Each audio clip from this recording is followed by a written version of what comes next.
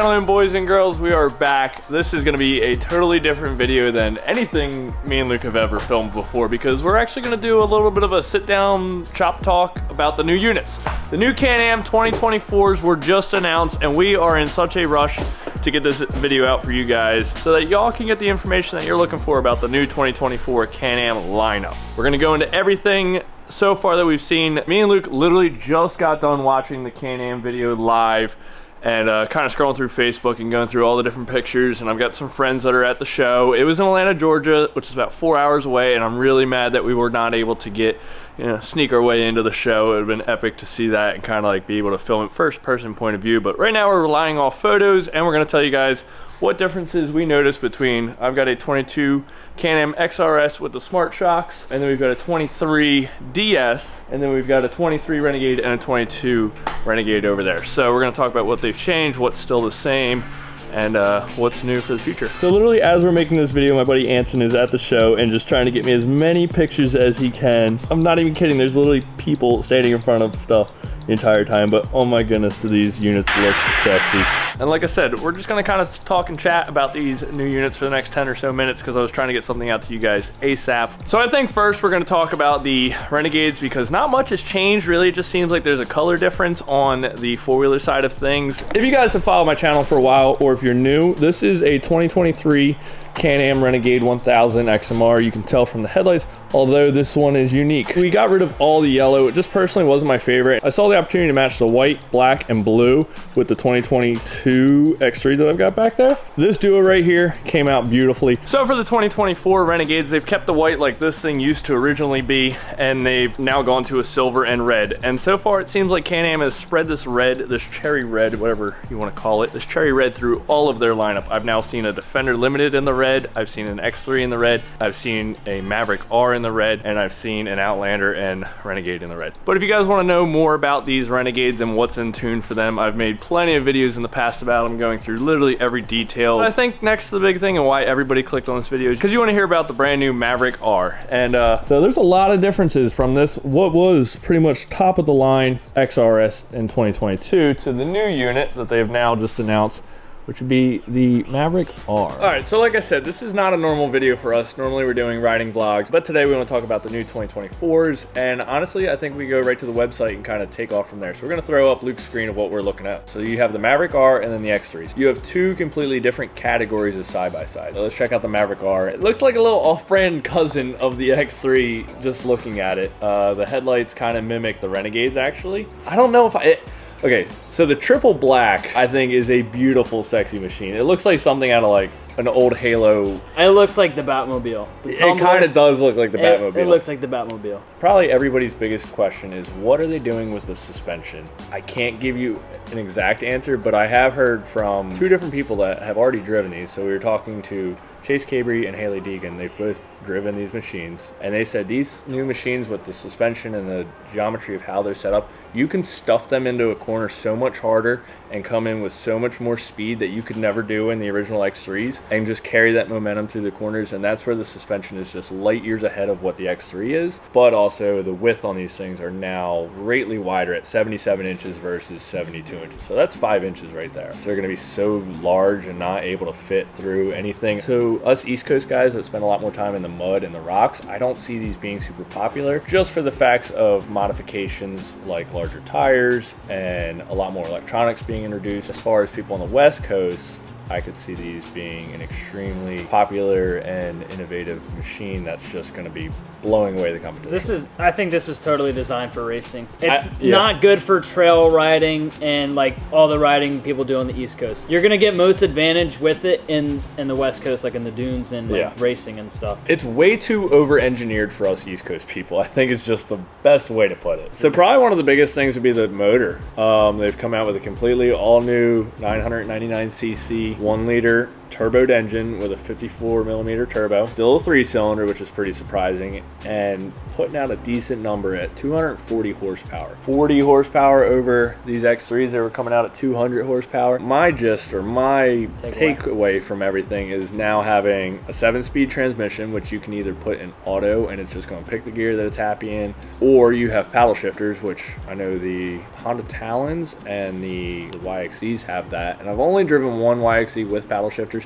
It was a pretty neat feature. These things are about to be drift cars. Crazy. That's drift true. cars. I didn't even think about that. Yeah. Being able to stay like in a second gear and just... Yeah, kind of keep that power band right where you want it. That's going to be exciting. It's going to be cool. So no more belts, no belt maintenance, no fear of blowing a belt, no loss of power from the belt and clutches. Also, the whole center console section has changed. What other things have changed? 6-lug wheels. 6-lug wheels. I don't know my take on that. I can't say that I don't like it. It's going to suck because you can't throw any Can-Am wheel you want, but it is going to be kind of cool throwing like whatever. Are they going to be able to throw just any old truck tire and wheel onto these units? I'd be curious, is it a 6x5.5 lug like the Chevys, or what lug pattern are these? But one of the most exciting things is the high and low range feature. So now, not having to come to a complete stop to put it from high to low when you're coming up on an obstacle. It weighs 2,250 pounds. 22.5 is the weight. That's a hefty boy. Think the X3s are like 1,800 maybe, don't quote me. So already off the bat, around 400 pounds heavier, but another 40 horsepower, a transmission that actually puts all that power to the ground,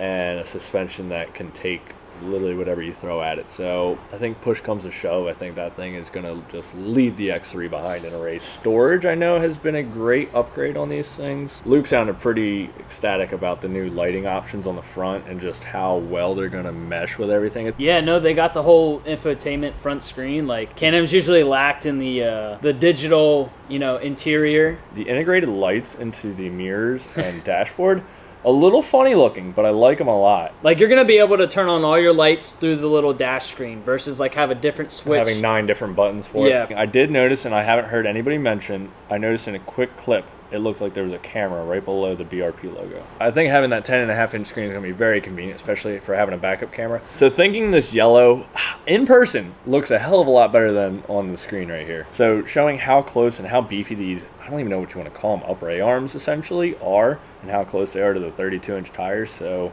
we are going to be pressed for room for a 35, but I think you can squeeze a 35 on there. I think the aftermarket groups that are making stuff for these new machines are going to quickly come up with solutions for that. So checking out some of these other videos, like I said, they're still offering the Can-Am X3 like we have behind us. They look pretty similar looking at this video from Anson.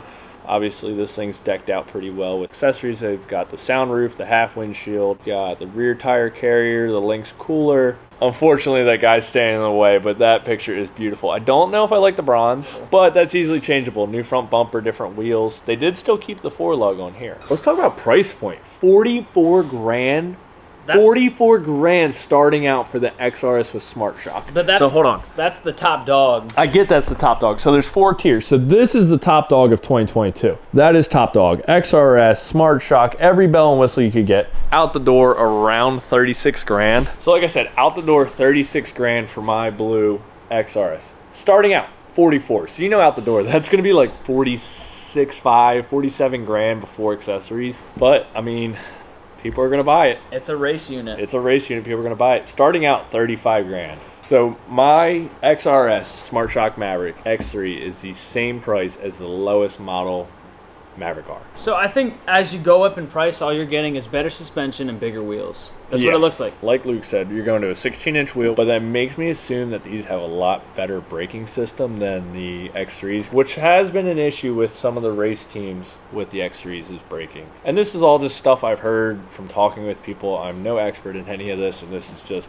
all from the community of Can-Am people that I'm now friends with. Kind of wrapping up. Would you buy one? I mean, would you rather have an X3 over a Maverick R? Or what? If I lived in the West Coast, I think I would want to have a Maverick R. If you're on the East Coast, it's just, I don't see the use for them. So I was going to push real hard on selling my X3 and trying to buy the new unit as of a week ago. I would really like to get in one. I'd really like to drive one and experience it, especially if I went out west. I'd like to get into one and rip it around. I don't think I can justify selling my X3 to buying a Maverick R just for the fact of it is way too big. I already struggle getting a 72-inch machine with different 77 inches. That's 5 inches. I've had different wheels and tires on my machine that put me out at like 74, and there is spots I keep a chainsaw in it when we go trail riding because I just can't get through stuff. If Kyle buys this machine, no trail videos for the X3. Yeah, and not even that, but like if I were to buy one of these machines, it's gonna be a minute until they come out with any accessories with it for me to do anything. Yeah, there's gonna be no aftermarket. It's literally gonna be me showing off the new machine and then a few ride videos with it. It doesn't look like it's gonna be real friendly for the mud. No real like upgrades for it. It's gonna take a minute for me to get wheels and tires,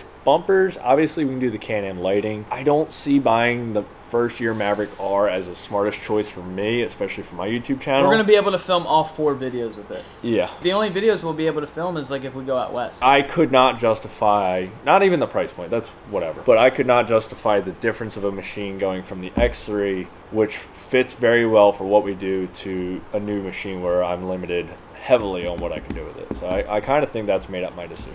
I will say, for that new cherry red everything that they've offered. Yeah, X3, 4-wheeler, and Defender. That has got my eye. There's probably going to come a day soon where we sell the 2022 Renegade XMR that we showed you, that tan one. It kind of seems like basically every 2 years we're kind of rotating out machines just for the fact of stuff starting to wear out and they're just seeming more logical to send on down the road and get into a new machine. Obviously you guys love seeing new content and new machines, so that's kind of the reason behind that. So I could definitely see us hopping into a new XMR Renegade with the cherry red, because freak is that color beautiful. That color, if we do the front bumper, it would match the blue one. The red and blue. Red and blue.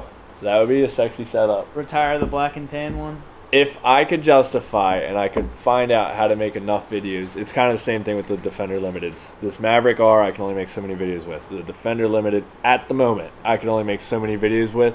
We could do a build video, we could buy it, do a video with that, comparison video, but there's only so much I could do until we kind of run out of content to not repeat ourselves with the X3s, or I'm sorry, with the Defenders, unless I got crazy and jacked it all up, put on huge tires and went mud bogging with it. It's hard to go throw 50, 60 grand into a machine with buying the machine and then go throw that thing in the mud. Not saying I wouldn't do it, but it's not the most practical thing.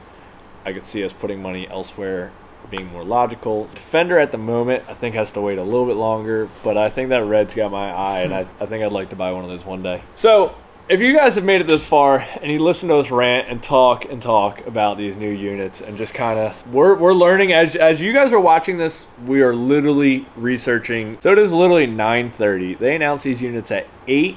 They went over them for a half hour, so it has not even been an hour of these things being out on the market, and we're recording this video for you guys. So if there's a lot of misinformation in this, we've tried to hit everything in nail. I'm trying to hit all the nails on their heads for the details about these new machines and kind of go into what's new and my opinion. So there's gonna be a lot more developing about these. We're gonna try to get in one of these machines as soon as possible just to get some point of view and some opinions. We're gonna throw up a lot of pictures at the end of this video. We'll definitely film a video with the Maverick R, but I don't think it's worth it to buy one. I don't think we'll be buying one. It's not worth it. Absolutely, we'll be having videos with them, but I don't know that I'll be purchasing one. But I think they are gonna show huge change in the racing industry for Can-Am. But with all that talking, if you made it this far, if you haven't already, hit that subscribe button. Go check out the rest of the videos. Like I said, we make a lot of 4-wheelers, side-by-side, sometimes some boating content. Starting to get into drifting. We just kind of do what we do. Just a lot of fun stuff and just basically whatever silly crap we can get into. Leave me your comments. Tell me what you think of the new machine. I know, I agree, the front ends are ugly. I think the backs are beautiful. I think the logistical points of suspension and all the upgrades are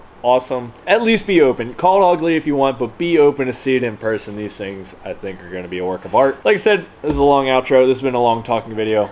We appreciate you guys. We'll see you guys in the next one. Thank you. Leave a comment what you guys think and hit the subscribe button. Later.